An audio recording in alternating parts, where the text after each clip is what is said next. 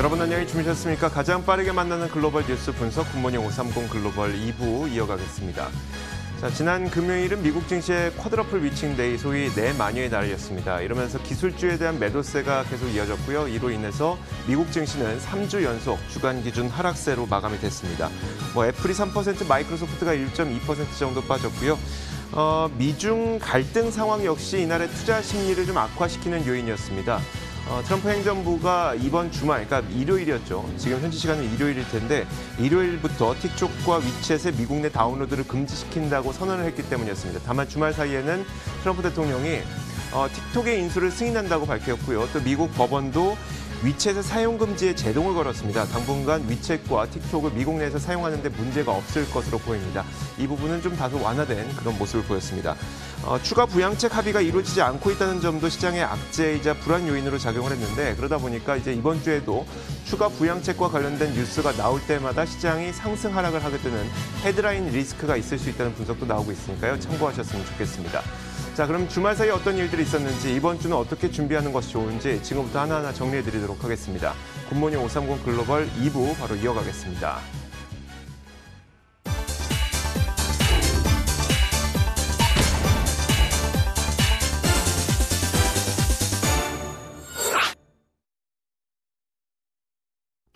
자, 미국 증시 마감 동향부터 확인하겠습니다. 클로징벨 중계석이고요. 오늘도 장혜진 앵커 함께하겠고 로자타 투자자문 추진석 포트폴리오 팀장 나오셨습니다. 어서 오세요.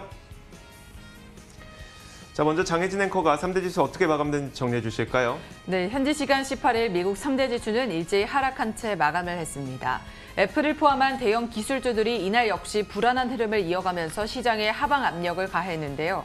또 특히 이날은 개별 기업을 비롯한 주가지수 선물과 옵션의 만기가 겹치는 이른바 네 마녀의 날이었죠. 주요 기술주 콜옵션 매수 거래가 과도했다라는 지적이 나오면서 파생상품 거래 청산 등에 따라서 변동성이 클 것이라는 우려에 시장은 더 힘을 내지 못하고 하락한 채 마감을 했습니다. 주간 기준으로 보면 다우지수가 0.03% 하락을 했고 나스닥이 0.56%, S&P 500 지수가 0.64% 빠졌습니다. 이날 지수를 끌어내린 또 다른 재료로는 틱톡과 위챗을 둘러싼 미중 갈등 고조에 대한 우려였는데요. 미국 상무부는 오는 20일 이후부터 미국 내 틱톡 다운로드를 중단하고 이 위챗은 사용을 금지할 것이라고 밝혔습니다. 바이트댄스와 오라클이 인수 협상을 진행하고 있는 과정에서 나온 조치였는데요. 불확실성이 커지면서 지수에 악재로 작용을 했습니다. 다만 장 마감 이후에 이 주말 사이에 나온 소식에 따르면 트럼프 대통령이 바이트댄스와 오라클의 협상을 승인하겠다라고 밝힌 가운데 미국 캘리포니아주 법원에서는 상무부의 위챗 사용 금지 행정명령 효력을 중단시켜달라는 사용자들의 가처분 신청을 인용했다는 소식도 들려왔습니다. 관련 내용은 외신을 통해서 더 자세히 분석해드리겠고요. 부양책은 아직까지도 지연이 되고 있죠. 최근 트럼프 대통령이 공화당의 부양책 규모를 확대하라고 촉구를 했지만 냉담한 반응을 보였다라는 소식에 이어서 이번에는 낸시 펠로시 민주당 하원 의장이 기존의 최소한으로 제시했던 2조 2천억 달러에서 더 이상의 양보는 하지 않겠다라는 의사를 재차 강조했습니다. 지난주 연준에서도 추가 부양책을 촉구했던 만큼 경제 회복을 위해서는 꼭 필요해 보이는데 좀처럼 협상이 진전되지 않고 있는 모습입니다. 한편 이날 발표된 지표는 혼재됐죠. 이 9월 미시간대 소비자 태도지수는 78.9로 전달보다도 시장 전망치보다도 모두 웃도는 수치를 나타냈고요. 반면에 미국의 2분기 경상수지 적자는 1,705억 달러로 1분기보다 53% 가까이 급증을 하면서 2008년 3월 이후 가장 높은 수준을 나타냈습니다. 마지막으로 챙겨볼 것은 8월 미국 경기 선행지수겠는데요. 이 전달보다 1.2% 상승을 해서 106.5를 기록을 했고 시장 전망에는 미치지 못했지만 여전한 상승세를 나타냈습니다. 보다 자세한 마감 상황도 함께 보시죠. 먼저 다우지수입니다. 이날 장중 반짝 반등을 하기도 했는데요.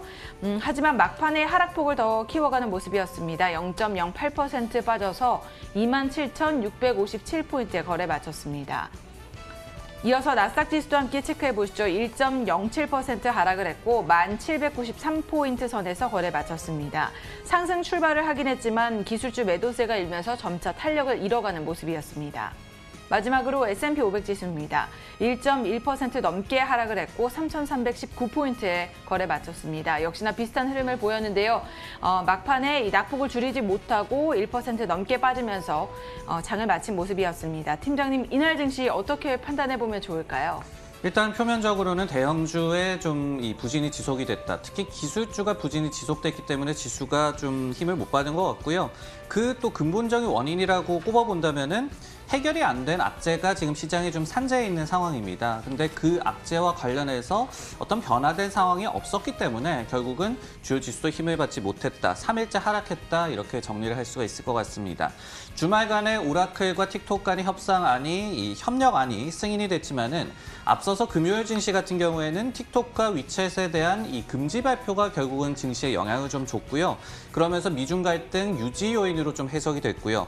그리고 트럼프가 내년 4월까지는 미국민들에게 백신을 대량 보급할 수 있을 것이다라고 발언을 했습니다. 하지만 백신 관련 이슈에 대해서도 아직까지 발언뿐 실제적인 좀 진행 상황은 없는 그런 상황이고요. 추가 재정 부양 합의도 요원한 상태가 지속되고 있기 때문에 해결 안 된 악재가 여전히 남아있다는 점이 투자 심리를 짓누르는 요인인 것 같습니다. 선물 옵션 동시 만기일이 겹친 점 역시도 변동성 확대 요인으로 좀 해석이 되고요. 빵 플러스 마이크로소프트 이 6개 이 종목을 살펴본다면은 이달 들어서 모두 최소 10%씩 좀 하락을 했다라고 합니다. 그리고 애플은 고점 대비해서 지금 20% 이상 좀 하락한 상태죠. 그간의 증시의 랠리를 이끌어왔던 이 주도주가 좀 꺾이니까 시장 역시도 주춤하는 모습을 확실하게 보여주고 있습니다. 자, 상품 선물 시장도 살펴보겠습니다. 먼저 국제 금값입니다. 금값이 지난 금요일에 약 0.6% 정도 올랐습니다. 달러 약세 기조가 지속되고 있고요. 코로나19로 인해서 경제 회복 속도가 좀 둔화되고 있다는 몇 가지 지표들이 금값을 상승시켰다는 분석이 나오고 있습니다. 금값의 경우에는 지금 현재 차트에서 보시는 것처럼 전일 종가가 1,950달러였었는데 여기에서 1,960달러로 한 10달러 정도 올랐기 때문에 0.6% 오른 겁니다. 1,957.1달러에 마감이 됐고요. 자, 이어서 국제 유가도 한번 살펴보도록 하겠습니다. 유가와 관련해서는 여러 가지 상반된 소식들이 있었습니다. 그러면서 혼조 양상을 보였는데 자, 먼저 리비아가 한 달여간 봉쇄되어 있었던 원유 수출 금지를 해제한다고 하죠. 유가의 하락 요인으로 작용을 했습니다. 자, 반면에 오펙은 10월 정례회의에서 필요하다면 추가 조치를 취할 수도 있을 것이라는 그 내부자의 어떤 말을 인용해서 보도가 있었습니다. 유가 상승 요인이죠. 자, 이처럼 상승 요인과 하락 요인이 좀 계속 상반된 그런 영향을 미치다 보니까 결국은 혼조세를 보이면서 보합권에서 마감됐습니다. 40.97달러에 마감됐습니다. 자, 이어서 그 10년물 국채금리 한번 살펴보도록 하겠습니다. 국채금리는 지난 금요일에 소폭 올랐습니다. 0.7%를 회복하는 모습이었었는데 예상을 상회했던 소비자 태도 지수의 덕분에 국채금리는 0.7%를 회복했다는 분석입니다. 9월 미시간대 소비자 신뢰 지수가 78.9를 기록했죠. 전월보다 개선됐을 뿐만 아니라 시장 예상치보다도 좋았습니다. 이것이 긍정적으로 작용하면서 10년물 국채금리는 0.7%를 회복했습니다. 자, 마지막으로 달러 인덱스 살펴보도록 하겠습니다. 큰 변화는 없었지만 그래도 달러 약세 기조는 계속 유지되고 있는 것으로 보입니다. 93에서 마감이 됐습니다. 자, 이렇게 상품 선물 시장 살펴봤습니다. 글로벌 외신 확인하겠습니다. 자, 첫 번째 외신부터 살펴보겠습니다. 팀장님, 어떤 소식일까요?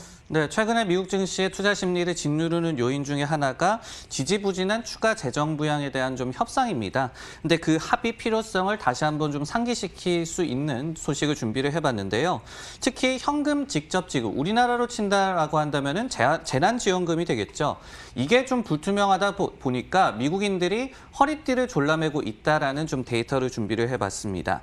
JP모건에서 추적하는 자사 카드 결제액이 가장 최근 한 주간 YOY 기준으로 6.5% 감소한 것으로 드러나서 그 전주의 마이너스 3.5%에 비해서 감소폭이 더 늘어난 것으로 확인이 됐습니다.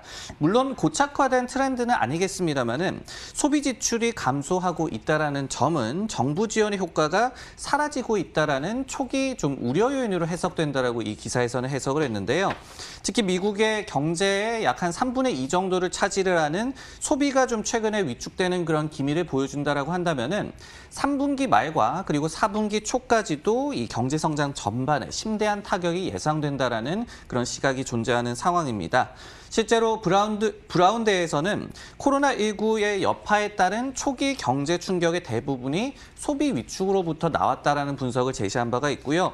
그리고 2020년 2분기에 연율 기준으로 한 31.7% 정도 감소했던 미국의 GDP였죠. 근데 그 감소분 가운데서 24.76%포인트가 개인 소비 지출에서부터 나왔다라는 분석도 제시된 바가 있습니다. 뭐 아직 본격적으로 현실화되지는 않았지만 이 V자 반등에 대한 기대가 꺾이게 되면 시장에서도 굉장히 큰 악재로 받아들이겠죠. 네, 그럴 것 같습니다. 9월 17일 기준으로 해가지고 애틀란타 연방은행에서 집계를 하는 GDP Now, 그 GDP 성장률에 대한 전망치죠.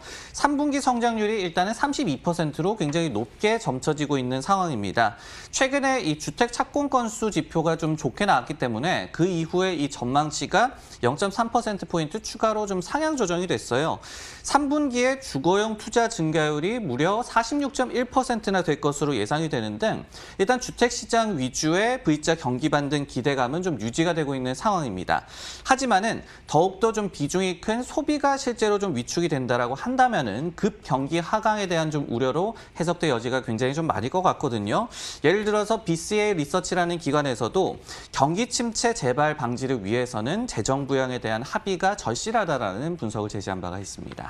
네, 또 지난주에 나온 8월 소매 판매 지표죠. 이 증가세가 좀 둔화를 하면서 관련 우려를 또 키운 바 있는데요. 이번 주 시장에서 좀 주목을 해야 할 지표들이 있다면 어떤 것들이 있을까요? 네, 이번 주에도 좀 매크로 관련해서도 여러 가지 지표가 나오고 있기 때문에 말씀드렸던 그런 경기 하강에 대한 시그널로 해석될 가능성을 좀 염두를 해야 될 것 같습니다.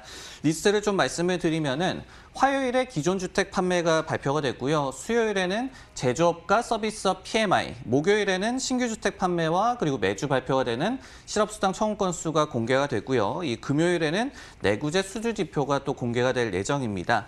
일단 주택 지표는 호조세를 지속할 것으로 좀 예상이 많이 나오고 있죠. 다만 PMI 같은 경우에는 제조업과 비제조업 모두 다 전달 대비해서는 좀 하락할 것으로 예상이 되고 있거든요. 이처럼 선행 지표가 상대적으로 좀 부진할 시에 시장이 좀 어떻게 해석할지가 관건이 될 것 같고요.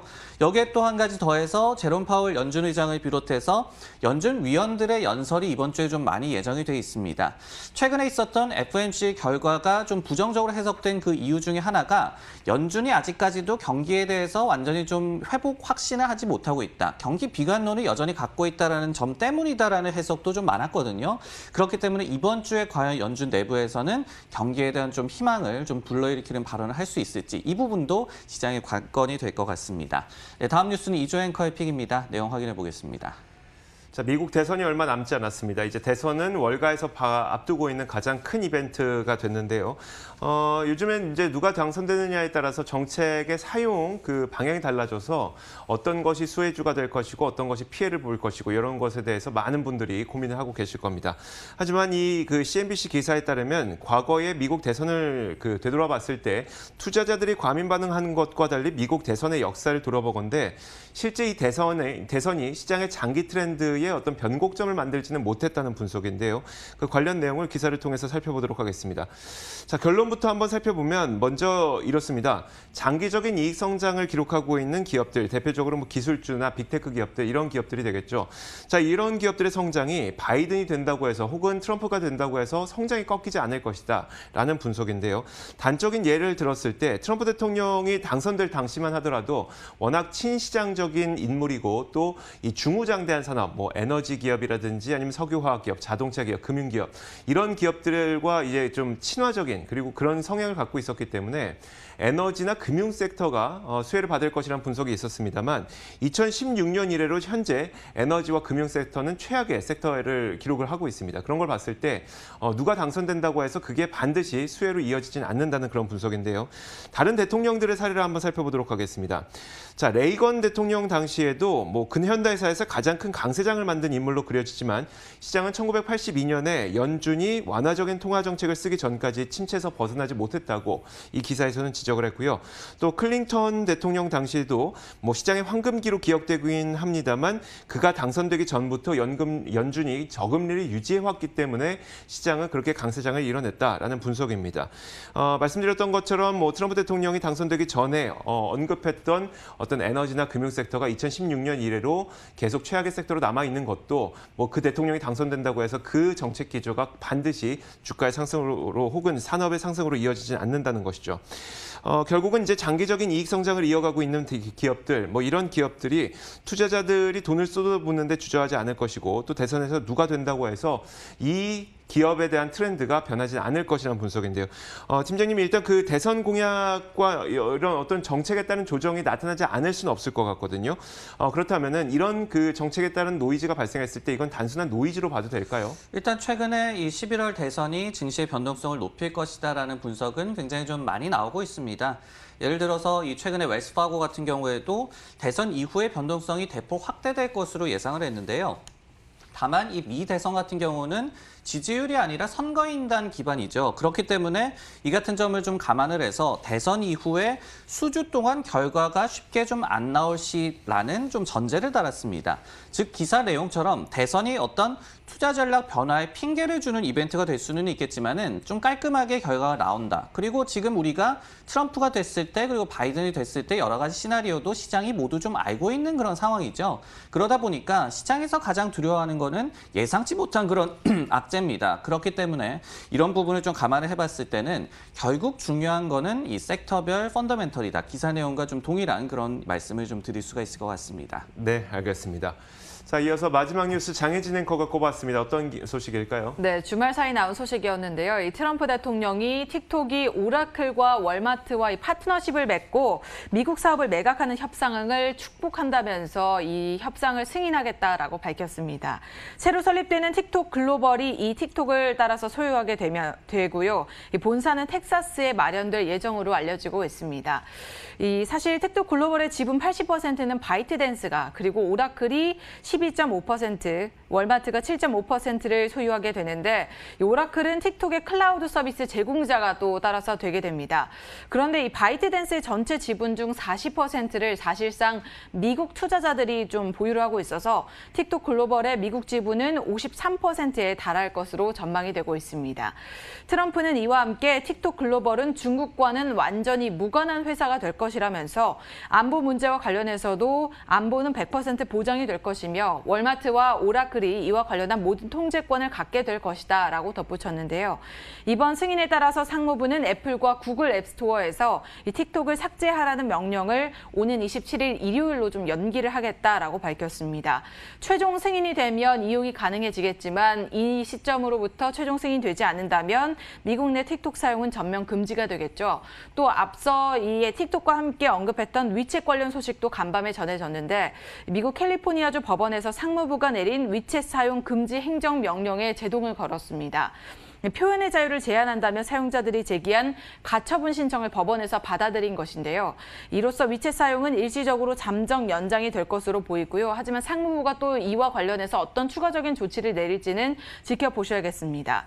어쨌든 이외에도 트럼프 대통령은 틱톡이 텍사스주에서 최소 2만 5천 개 일자리를 창출해내고 교육기금으로도 50억 달러, 우리 돈으로는 5조 8천억 원에 달하는 규모를 출연할 예정이라고 밝히기도 했습니다. 이와 관련한 것은 사실 바이트댄스 측에서 교육기금 관련 발언에 대해서 알지 못한다고 전해서 사실을 확인해 봐야 되는 부분이기도 합니다. 어쨌든 이 대선을 40여일 앞둔 상황에서 치적으로 내세우기 위한 그런 행적이 아니냐라는 풀이가 나오는 가운데 틱톡과 관련한 이런 이슈들을 월가에서는 어떻게 바라보고 있는지 궁금합니다. 어떤 시각들이 나오고 있죠? 네, 트럼프 대통령이 임기 내내 미중 무역 전쟁을 좀 일으켰죠. 하지만은 실제로 성과, 그러니까 대중 무역 적자가 획기적으로 줄어들었다든지 그런 내세울 만한 성과가 사실은 없는 그런 상황입니다. 그렇기 때문에 최근에 트럼프도 관련 언급을 좀 피하고 있던 바였는데 하지만 이번에도 물론 잡음은 있었습니다. 하지만 또 시한 내에 합의를 좀 도출을 했고 그리고 중국발 안보 위협을 좀 해결했다라는 뉘앙스. 여기에 더해서 기사 내용에서도 나오듯이 어떤 고용 창출이라든지 이런 부분을 좀 감안을 했을 때 시장에서 이를 좀 트럼프의 치적, 그러니까 긍정적으로 평가할 여지는 존재하는 것 같고요. 참고적으로 9월 9일에서 15일까지 집계를 했던 라스무센이라는 기관에서 내놓은 여론조사 결과에 따르면은 트럼프가 바이든의 지지율 플러스 1%포인트 정도로 앞섰습니다.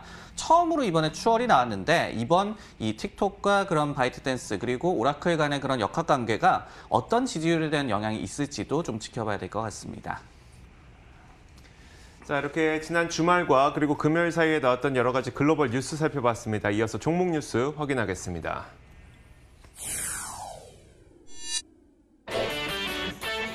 오늘의 종목 뉴스입니다. 애플의 주가가 고점 대비 22% 하락했습니다.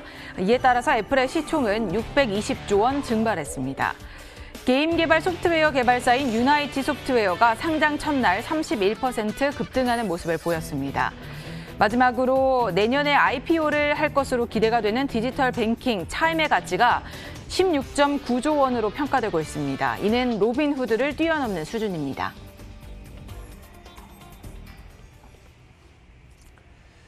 자, 첫 번째 종목 애플부터 살펴보겠습니다. 애플의 주가가 야금야금 빠지더니 벌써 어느새 이 고점 대비 22%나 빠졌다고 하는데요. 관련 내용 팀장님 전해 주시죠. 네, 최근에 지지부진한 미국 증시의 흐름에는 대장주인 애플의 좀 부진도 한몫을 하고 있습니다. 가랑비에 옷 젖듯이 주가가 좀 하락을 하더니 CNBC에 따르면은 애플의 주가가 9월 2일에 기록을 했던 장중 고점 약 한 138달러 정도였습니다. 그것과 대비해서 단 12거래일 만에 22.6%가 하락했고 그리고 시가총액이 5,320억 달러, 그러니까 620조 원 정도 증발했다라고 보도를 했습니다. 4대1 액면 분할을 발표하고 실제로 시행되기 전에 가파르게 상승을 했던 애플 주가였죠. 그만큼 하락세도 굉장히 좀 무섭고 빠르게 나타나고 있는 셈이 될 텐데요. 그리고 최근에 있었던 올해 첫 신제품 발표 이벤트도 반전을 이뤄내지는 못했습니다. 애플 워치라든지 아이패드 등의 이 하드웨어 신제품을 공개를 했고 그리고 피트니스 서비스라든지 아니면은 처음으로 구독 서비스의 이 번들 서비스인 애플 원을 공개를 했지만은 가장 중요한 아이폰 신제품에 대한 공개가 빠졌기 때문에 좀 김이 빠졌다라고 좀 해석이 나오고 있는데요. 새 서비스도 결국은 새 하드웨어와 결합돼야 한다는 그런 시각이 많이 좀 나오고 있습니다. 예를 들어서 번스타인에서도 이번 신제품 행사가 비교적 언더웨이밍했다. 우리가 오버웨이밍이라고 하면은 좀 압도적이라는 뜻이 될 텐데 그와 반대되는 좀 표현을 쓰면서 딱히 인상적이지 않았다라는 분석을 내놓기도 했습니다. 또 한 가지 애플의 주가가 하락하고 있는 원인으로는 역시 고밸류에이션 우려에 따른 기술주 전반의 부진을 좀 꼽아볼 수가 있을 것 같습니다. 나스닥 지수 전체도 지금 전고점 대비해서 마이너스 10% 이상의 상승률을 기록하고 있는 그런 상황입니다. 최근 매도세 이전에 애플의 주가가 8월에만 21.4%나 상승한 바가 있습니다. 그렇기 때문에 결국 펀더멘털에 변화를 주지 않는 액면 분할의 모멘텀을 갖고 상승했던 주가가 결국은 그 상승분을 고스란히 좀 반납했다라는 그런 기사 내용이 전해졌습니다. 자, 그렇다면 이제 신제품 발표를 했던 것이 시장에서는 별로 좋지 못하게 받아들인 걸까요? 월가의 분석은 어떨까요? 일단은 어떤 큰 실망을 좀 했다기보다는 예상 수준에 좀 불과했다. 그리고 어떤 좀 큰 감동은 없었다 정도로 해석하는 게 맞을 것 같습니다. 실제로 주요 기관들이 내놓고 있는 해석은 그다지 나쁘지 않았기 때문인데요. 웨드부시 같은 경우에는 애플워치의 사용이 좀 확대가 됐고 그리고 애플 서비스의 성장도 가속화되는 것이 기대된다라는 반응을 내놓았습니다. 미드엄 증권에서도요. 번들과 어떤 자체 개발 프로세서를 통해서 생태계를 강화할 수 있을 것으로 내다봤고요. 웰스파고에서도 혁신이라든지 그리고 구독형 사업에 대한 집중 노력을 동사 측에서 가속화하고 있다는 평가를 내놓았습니다. 제프리스 같은 경우에는 오히려 최근에 목표 주가를 116.25달러에서 135달러로 상향 조정을 했는데 매우 강한 아이폰 업그레이드 사이클이 기대된다라는 역시 기대감을 그대로 유지하기도 했습니다. 네, 시장 전반의 입장에서도 사실 대장주 애플의 반등이 굉장히 절실한 상황인데요. 매수세가 다시 유입될 가능성에 대해서 또 어떤 평가들이 나오고 있죠? 일단은 결국은 8월에 이 상승세가 과연 오를만 했냐라는 그런 의구심이 있었고 그런 점이 단기 매도세를 좀 야기를 했기 때문에 바꿔 말하자면은 밸류에이션에 대한 우려 외에 큰 악재는 또 없다는 해석을 해볼 수도 있을 것 같습니다. 즉 메가캡 지위라든지 아니면은 압도적인 제품 라인 그런 것을 좀 기반으로 해서 반등 기대감이 있다라는 분석도 좀 많이 나오고 있는데요. 예를 들어서 룹벤처라는 그런 기관에서는 여전히 애플이 최고 수준의 제품을 만들어내고 있다는 점을 간과해서는 안 된다라는 분석을 내놓기도 했습니다. 그리고 QMA라는 그 기관에서는 익숙한 종목이 큰 폭으로 좀 조정을 받았을 때 매수세가 유입되는 게 좀 많은 그런 상황이다라고 있다라고 얘기를 하면서 또 그래야지 시장 전반이 건강하다라는 시그널로 해석될 수 있다라는 분석을 내놓기도 했습니다. 참고로 애플의 주가가 최근에 좀 많이 하락을 하면서 2021년 9월에 결산이 되는 그 결산연도 기준으로 포워드 PR이 27배 수준으로 좀 내려왔습니다. 35배 수준을 육박했던 그런 시절도 있었는데 좀 밸류에이션 부담은 실제로도 좀 많이 내려온 상황을 저희가 알 수가 있습니다. 네, 다음 종목 뉴스는 이조 앵커의 픽입니다. 내용 확인해 보겠습니다. 자, 대형 IPO가 몰려있던 지난 한 주가 마무리됐습니다. 그 마지막을 비디오 게임 소프트웨어 개발사인 유니티 소프트웨어가 멋지게 장식을 했는데요. 이 기업은 상장 첫날 주가가 31% 넘게 상승하면서 마감이 됐습니다. 자, 유니티 소프트웨어는 U라는 심볼을 사용하고 있고요. 2004년에 설립된 그래도 역사가 꽤 오래된 기업입니다. 유니티 소프트웨어의 경우에는 그들이 만든 툴을 이용해서 게임 업체들이 게임을 개발하는 그런 업체입니다. 그래서 뭐 폰 게임이라든지 스마트폰 게임이라든지 아니면 웹게임, 콘솔 게임 가릴 것 없이 그들의 툴을 이용해서 이 게임을 개발하고 있는데요. 유니티에 따르면 한 달에 150만 명 이상의 게임 개발자들이 그들의 툴을 이용하고 있고 또 개발자들은 한 달에 30억 회 이상 소프트웨어를 다운로드하고 있다고 합니다. 포켓몬고, 아이언맨 VR 이런 것들이 대표적으로 유니티 소프트웨어를 이용해서 개발한 게임이고요. 뿐만 아니라 일렉트로닉 아츠라든지 아니면 테이크투, 인터랙티브, 텐센트, 유비소프트 이런 기업들을 주요 고객사로 두고 있습니다. 자, 그들의 실적도 상당히 좋았기 때문에 이번에 좀 성공적인 관심을 받았던 것으로 보이는데요. 유니티의 매출은 올해 상반기 작년에 비해서 39% 늘어난 것으로 나타났고요. 이익은 역시 여전히 적자 상태지만 전년에 비해서 크게 줄어든 것으로 확인됐습니다. 이런 것들이 이번 상장을 또 기대감을 갖게 만들었던 요인으로 보이는데요. 팀장님, 일단 유니티라는 기업에 대한 소개와 함께 이 월가의 시각은 어떨까요? 유니티 같은 경우에는 이 기사 내용에서도 나왔듯이 게임 개발사들이 게임 제작에 좀 이용을 하는 툴을 제공하는 회사라고 볼 수가 있겠고요. 그리고 그 특징은 3D 콘텐츠 제작용 위주라는 점, 그리고 그 제공하는 솔루션이 리얼타임 기반이다라는 점을 말씀을 드릴 수가 있을 것 같습니다. 이 리얼타임 기반이다라는 게 굉장히 좀 중요한데요. 개발자 입장에서는 실시간으로 콘텐츠를 이제 시각화할 수가 있고 그리고 수정도 할 수가 있습니다. 그렇기 때문에 동사가 제공하는 솔루션은 굉장히 좀 유연성을 갖췄다라는 평가를 받고 있습니다. 그리고 개발자들이 이 솔루션을 사용을 할 때 서비스 이용 형태에 따라서 과금 형태가 좀 달라지거든요. 그렇기 때문에 이 기업을 저희가 볼 때는 향후에 어떤 고객당 매출이라든지 이런 부분을 좀 중요한 지표로 좀 여겨야 될 것 같습니다. IPO 관련해서는 좀 특이한 부분가 있었는데요. 이 골드만삭스가 주관사였습니다. 근데 통상적으로 주관사가 공모가를 이제 선정을 하고 공모주 청약을 이제 분배를 하게 되죠. 근데 이 기업 같은 경우에는 내부 팀이 실제 투자자들로부터 비드를 받아서 공모주를 청약을 해줬습니다. 그러다 보니까 좀 업사이드가 제한될 것이다라는 얘기도 좀 많았거든요. 그럼에도 불구하고 일단은 첫날에는 순항을 했기 때문에 조금 더 기대감을 갖고 좀 지켜봐야 될 것 같습니다. 자, 마지막으로 장혜진 앵커가 꼽은 종목입니다. 어떤 기업일까요? 네, 코로나19로 디지털 서비스죠. 특히 디지털 뱅킹 서비스가 굉장히 주목을 받고 있는데 그중 관련 기업을 하나 소개해드리려고 합니다. 미국의 디지털 전용 뱅킹 업체 차임인데요. 차임의 가치가 로빈후드보다 더 높은 것으로 평가가 되면서 가장 가치 있는 핀테크사로 떠오르고 있습니다. 최근에 이 4억 8,800만 달러, 우리 돈으로는 5,678억 원에 달하는 규모의 자금을 조달했고 이로써 회사의 가치는 145억 달러로 로빈후드 가치인 121억 달러를 넘어선 수준을 기록하고 있습니다. 차임은 스마트폰 사용자가 온라인 거래 그리고 디지털 뱅킹으로 전환을 하면서 전 세계적으로 성장한 업체라고 볼 수 있겠는데요. 이 기업의 가치는 2019년 3월에 900%까지 폭등을 했었는데 앞서도 15억 달러의 기업 가치로 2억 달러의 자금을 모집한 바가 있습니다. 그만큼 굉장한 주목을 받고 있는 기업이다라고 생각을 해봐도 되겠죠. 당사의 CEO는 전 세계적으로 코로나19 확산세가 급격하게 늘어나면서 디지털 서비스로의 전환이 굉장히 가속화가 됐고 온라인 쇼핑 지출 증가로 수혜를 봤다라고 설명을 했습니다. 이에 따라서 차임의 올해 거래량과 이 수익이 지난해보다 3배 이상 늘어난 것으로 또 알려지고 있는데요. 당사는 이 내년에 기업 공개를 할 예정인 것으로 알려지고 있지만 아직까지 그 구체적인 일정이 밝혀지지는 않았습니다. 과연 코로나19 수혜 업종 중 하나인 이 차임이 기업 공개를 하면 성공할지 여부에 대해서도 관심이 많이 쏠리고 있는 가운데 디지털 서비스, 특히 디지털 뱅킹과 관련한 이 업종들에 대한 관심이 뜨겁습니다. 관련 업종에 대한 긍정적인 전망이 나오고 있을 것 같은데요. 어떻습니까? 네, 업종 대표주, 전자지갑 대표주라고 할 수는 페이팔의 경영진이 했던 말로부터 좀 힌트를 얻을 수 있을 것 같습니다. 두 가지 중요한 말을 했는데요. 첫 번째는 팬데믹으로 인해서 몇 년간에 나타날 만한 성장세가 응축돼서 나타났다라고 얘기를 했습니다. 그리고 두 번째로 팬데믹이 끝나더라도 소비자들이 이제 한 번 온라인 결제 편리함을 맛봤기 때문에 이렇게 습관이 들이게 된다면은 온라인 결제 편리함을 버리지 못할 것이다라는 얘기를 했습니다. 저희가 이런 코멘트를 보더라도 아니면은 페이팔이라든지 아마존 등뿐만이 아니라 전통적인 소매 업체들의 전자상거래 부문 매출, 그리고 카드 업체들의 비접촉식 결제 수요라든지 결제액을 저희가 본다라고 한다면은 충분히 이 기업뿐만이 아니라 디지털 뱅킹 관련된 그 섹터 전망은 굉장히 밝다라고 좀 말씀을 드릴 수가 있을 것 같습니다.